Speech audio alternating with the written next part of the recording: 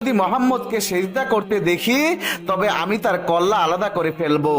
হযরত আব্বাস রাদিয়াল্লাহু তাআলা আনহু অতঃপর বিশ্ব নবীর কাছে গিয়ে এইসব ঘটনা খুলে বললেন।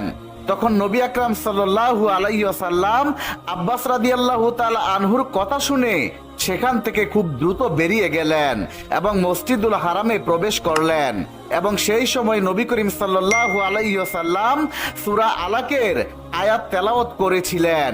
এইভাবে বিশ্ব নবী সূরা আলাকের যেখানে সিজদার আয়াত রয়েছে সেই আয়াতটি তেলাওয়াত করার সঙ্গে সঙ্গে সিজদায় পড়ে গেলেন। নবী করিম সাল্লাল্লাহু আলাইহি ওয়াসাল্লাম যখন সিজদা করলেন তখন কেউ একজন আবু জাহেলকে বলল, হে আবু জাহেল, মোহাম্মদ সিজদা করছে। এই কথা শুনে আবু জাহেল খুব দ্রুত নবী করিম সাল্লাল্লাহু আলাইহি ওয়াসাল্লামের দিকে এগিয়ে গেল এবং বিশ্ব নবীর কাছে একদম নিকটে পৌঁছে গেল। কিন্তু তারপর হঠাৎ করে